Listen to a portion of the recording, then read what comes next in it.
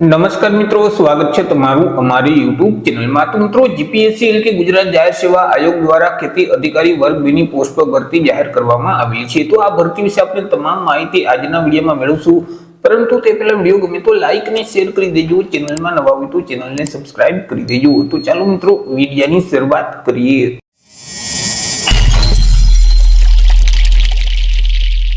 તો મિત્રો, આજે ભરતીનું નોટિફિકેશન છે તે જીપીએસસી એટલે કે ગુજરાત જાહેર સેવા આયોગ દ્વારા બહાર પાડવામાં આવેલું છે। મિત્રો, જીપીએસસી દ્વારા જે કૃષિ, ખેડૂત કલ્યાણ અને સહકાર વિભાગ હસ્તકની જે ગુજરાત ખેતી સેવાની ખેતી અધિકારી વર્ગ 2 ની જે જગ્યાઓ ખાલી છે, તો આ જગ્યાઓ ભરવા માટે લાયકાત ધરાવતા ઉમેદવાર પાસેથી અરજી ફોર્મ મંગાવવામાં આવેલા છે। તો સૌથી પહેલા તો આપણે ચર્ચા કરી લઈશું કંઈક અગત્યની તારીખ વિશે।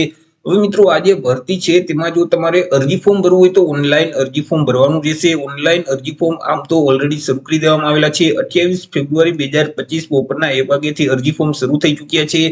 28 ફેબ્રુઆરી 2025 થી લઈને 15 માર્ચ 2025 સુધીમાં તમારે ઓનલાઈન અરજી ફોર્મ ભરી દેવાનું રહેશે। ઓનલાઈન અરજી ફોર્મ જે જીપીએસસી નું ઓજાસનું પોર્ટલ છે, gpsc-ojas.gujarat.gov.in નામની જે વેબસાઇટ છે, તે વેબસાઇટ ઉપર જઈ 15 માર્ચ 2025 સુધીમાં ઓનલાઈન અરજી કરવાની રહેશે। જો મિત્રો તમારે ઘર બેઠા જ ઓનલાઈન અરજી ફોર્મ ભરવું હોય તો અમારા જે WhatsApp નંબર છે 6352228352, આ નંબર પર તમે WhatsApp પર મેસેજ કરશો કે અમારે ખેતી અધિકારી વર્ગ 2 માં અરજી ફોર્મ ભરવું છે, તો તમને નજીવી ફી સાથે ઘર બેઠા જ ઓનલાઈન અરજી ફોર્મ ભરી દેવામાં આવશે। મિત્રો, અહીં સૌથી પહેલા તો તમામ ઉમેદવારની એક પ્રાથમિક પરીક્ષા લેવામાં આવશે અને આ પરીક્ષા છે તે અલગ અલગ બે ભાગમાં લેવામાં આવશે, કે જેમાં ભાગ 1 છે તે સામાન્ય અભ્યાસને લગતું રહેશે, કે જે મિત્રો મે અથવા તો જૂન 2025 માં લેવામાં આવશે। જ્યારે બીજા ભાગમાં સંબંધિત વિષયને લગતા પ્રશ્ન છે તે પૂછવામાં આવશે અને બીજા ભાગની જે પ્રાથમિક પરીક્ષા છે તે જૂન અથવા તો જુલાઈ 2025 માં લેવામાં આવશે। ચર્ચા કરી લઈએ મિત્રો જગ્યા વિશે, કે કુલ કેટલી જગ્યા છે અને કેટેગરી મુજબ કેટલી જગ્યા રહેશે। તો કે કુલ 40 જેટલી જગ્યા પર આ ભરતી બહાર પાડવામાં આવેલી છે। આ જે 40 જગ્યા છે તેમાંથી બિન અનામત એટલે કે સામાન્ય વર્ગના ઉમેદવાર માટે 16 જગ્યા રહેશે। 16 માંથી 5 જગ્યા મહિલા માટે અનામત રહેશે।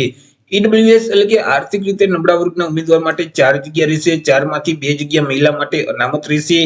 એસીબીસી એટલે કે સામાજિક અને શૈક્ષણિક રીતે પછાત વર્ગના જે ઉમેદવાર છે, ઓબીસી કેટેગરીના જે ઉમેદવાર છે, તેમના માટે 12 જગ્યા છે। 12 માંથી 4 જગ્યા મહિલા માટે અનામત રહેશે। એસી એટલે કે અનુસૂચિત જાતિના ઉમેદવાર માટે 2 જગ્યા છે। 2 માંથી 1 જગ્યા મહિલા માટે અનામત રહેશે। જ્યારે એસટી એટલે કે અનુસૂચિત જનજાતિના ઉમેદવાર માટે 6 જગ્યા છે। 6 માંથી 1 જગ્યા મહિલા માટે અનામત રહેશે। આવી રીતે કુલ 40 જેટલી જગ્યા પર આ ભરતી જાહેર કરવામાં આવેલી છે। 40 માંથી 14 જગ્યા છે તે દિવ્યાંગ વ્યક્તિઓ માટે અનામત રહેશે।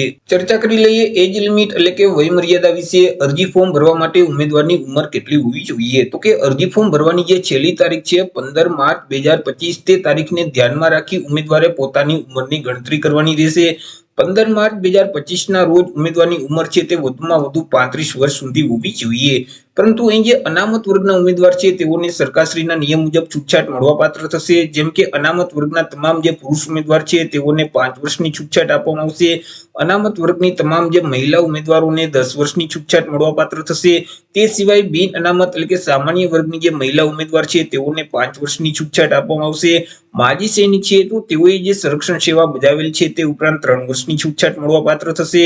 દિવ્યાંગ વ્યક્તિઓને ઉંમરમાં 10 વર્ષની છૂટછાટ આપવામાં આવશે। તે સિવાય બાકી જે તમામ ઉમેદવાર છે તો તેમની જે ઉંમર છે તે 15 માર્ચ 2025 ને ધ્યાનમાં રાખી વધુમાં વધુ 35 વર્ષ સુધી હોવી જોઈએ। વાત કરી લઈએ એજ્યુકેશન ક્વોલિફિકેશન એટલે કે શૈક્ષણિક લાયકાત વિશે। એટલે કે અરજી ફોર્મ ભરવા માટે ઉમેદવારની શૈક્ષણિક લાયકાત કેટલી હોવી જોઈએ? તો કે ઉમેદવારોએ કોઈ પણ સરકાર માન્ય એગ્રીકલ્ચર યુનિવર્સિટીમાંથી સાયન્સ એગ્રીકલ્ચરની બેચલર ડિગ્રી છે તે પાસ કરેલ હોવી જોઈએ। સાથે સાથે ઉમેદવાર પાસે બેઝિક કોમ્પ્યુટરનું નોલેજ હોવું જોઈએ। ઉમેદવાર છે તે ગુજરાતી ભાષાના જાણકાર હોવા જોઈએ અથવા તો હિન્દી ભાષાના જાણકાર હોવા જોઈએ અથવા તો બંને ભાષાના જાણકાર હોવા જોઈએ। વાત કરી લઈએ પે સ્કેલ એટલે કે પગાર ધોરણ વિશે। ઉમેદવારને કયા પગાર ધોરણ મુજબ પગાર આપવામાં આવશે? તો કે ઉમેદવારને પે મેટ્રિક લેવલ 7 મુજબ પગાર મળવા પાત્ર થશે। એટલે કે ₹39,900 થી લઈને 1,26,600 નું જે પગાર ધોરણ છે તે મુજબ ઉમેદવારને પગાર આપવામાં આવશે। ચર્ચા કરી લઈએ અરજી ફી વિશે, કે કયા ઉમેદવારોએ કેટલી અરજી ફી ભરવાની રહેશે। તો કે અહીં જે બિન અનામત વર્ગના તમામ ઉમેદવાર છે, પુરુષ પુરુષ અને મહિલા ઉમેદવાર, તો આ તમામ ઉમેદવારોએ અરજી ફી ભરવાની રહેશે. તે સિવાય કોઈ પણ ઉમેદવારોએ અરજી ફી ભરવાની રહેતી નથી. એ મિત્રો અરજી ફી છે તે તમે ઓફલાઈન અને ઓનલાઈન બંને રીતે ભરી શકશો. જો તમારે ઓફલાઈન અરજી ફી ભરવી છે તો પોસ્ટ ઓફિસના માધ્યમથી અરજી ફી ભરવાની રહેશે. ચલણની પ્રિન્ટ લઈ અને કોમ્પ્યુટરની સુવિધા ધરાવતી કોઈ પણ પોસ્ટ ઓફિસ છે ત્યાં તમારે જવાનું રહેશે. અને 17 માર્ચ 2025 સુધીમાં તમારે મિત્રો પરીક્ષા ફી તરીકે ₹100 પ્લસ જે પોસ્ટ ઓફિસનો સર્વિસ ચાર્જ લાગે તે અલગથી ચૂકવી તમારે અરજી ફી ભરી દેવાની રહેશે.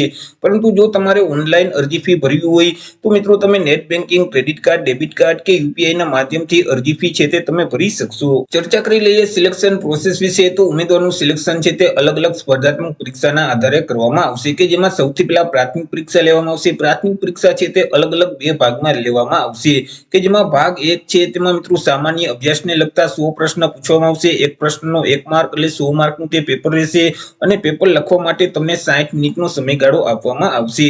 ત્યાર પછી ભાગ 2 ની જે પ્રાથમિક પરીક્ષા છે તેમાં સંબંધિત વિષયને લગતા 200 પ્રશ્ન પૂછવામાં આવશે. એક પ્રશ્નનો 1 માર્ક એટલે 200 માર્કનું તે પેપર રહેશે અને પેપર લખવા માટે તમને 120 મિનિટનો સમયગાળો આપવામાં આવશે. આવી રીતે જે પ્રાથમિક પરીક્ષા લેવામાં આવશે તેમાં કુલ 300 પ્રશ્ન પૂછવામાં આવશે અને 300 માર્કનું પેપર રહેશે. ત્યાર પછી મિત્રો જે ઉમેદવાર પ્રાથમિક પરીક્ષામાં પાસ થઈ જશે એટલે આગળ તેઓનું રૂબરૂ મુલાકાત એટલે કે મૌખિક ઇન્ટરવ્યુ છે તે લેવામાં આવશે. મિત્રો અહીં જે પ્રાથમિક પરીક્ષાનો વિગતવાર અભ્યાસક્રમ છે તે જીપીએસસી પોતાની જે ઓફિશિયલ વેબસાઇટ છે તેના ઉપર અલગથી જાહેર કરશે. જ્યારે જીપીએસસી અભ્યાસક્રમ જાહેર કરશે એટલે આપણે ફરીથી એક નવો વિડીયો અપલોડ કરી દેશું. તો એ રીતે મિત્રો જીપીએસસી દ્વારા ખેતી અધિકારી વર્ગ 2 ની પોસ્ટ પર ભરતીની જાહેરાત કરવામાં આવેલી છે. તો આશા રાખું છું વિડીયો પસંદ પડ્યો હશે. વિડીયો પસંદ પડ્યો હોય તો લાઈક અને શેર કરી દેજો. ચેનલમાં નવા હોય તો ચેનલને સબસ્ક્રાઇબ કરી દેજો. ફરી મળીશું એક નવા ટોપિક સાથે એક નવા વિડીયોમાં. ત્યાં સુધી જય હિન્દ, વંદે માતરમ.